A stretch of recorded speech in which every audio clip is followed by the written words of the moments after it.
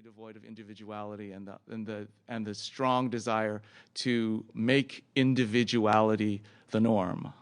And so I think I am terribly moved and inspired by people like the Big V, because I just hope for a day sometime in my life where a queer person who challenges gender identities is not really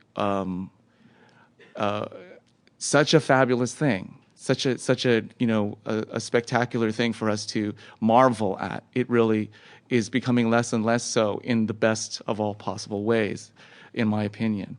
And so it's really my great honor and my great pleasure to share with Symphony Space and with you good people of New York, Justin Vivian Bond with Mike Albo.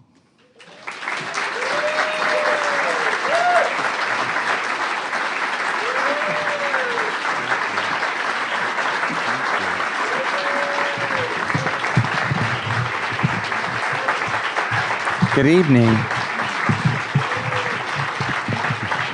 Thank you, BD. What a thrill to be introduced by BD Wong.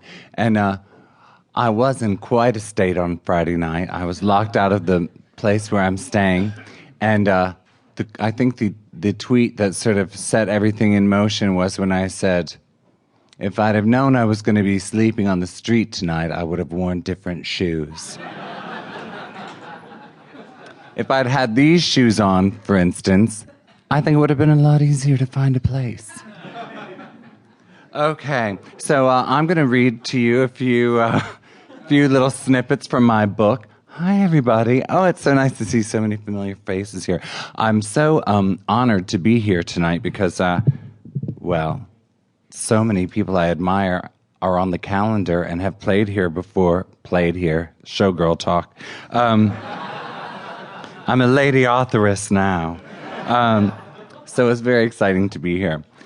So my book is called Tango, My Childhood Backwards in High Heels. And I guess I'll sort of tell you just before I start how the idea of writing this book even came about, because I was hosting a benefit for the Feminist Press, my publisher, 2 years ago, at Joe's Pub, and Amy Shoulder, my editor, and I met for drinks to talk about the upcoming benefit.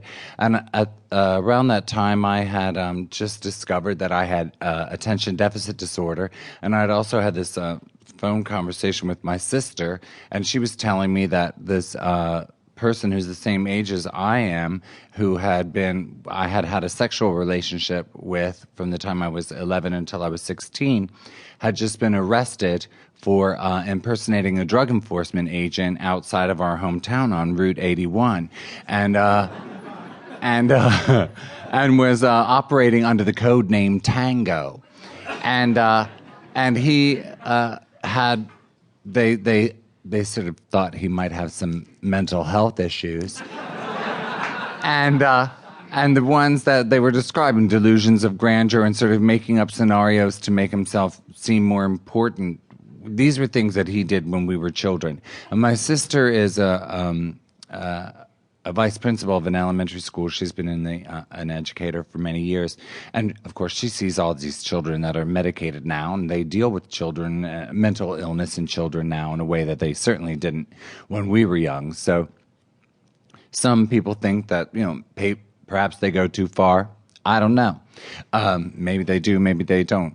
I don't know if it would have been great if I had been on medication when I was a kid. I don't know what I'd be like now. Maybe I'd be much more well-adjusted. Maybe I'd be calm. Or who knows, maybe I'd be the one leading police on a chase. Not that I haven't in the past myself. But anyway, so I was telling Amy this story, and she said, you should write that. And so I'm a huge admirer of Amy. She's edited some of my favorite writers, David Wojnarowicz, Cookie Mueller, Kathy Acker. So she said I should write a story. I was more than, delighted to write a story for Amy. So this is the result.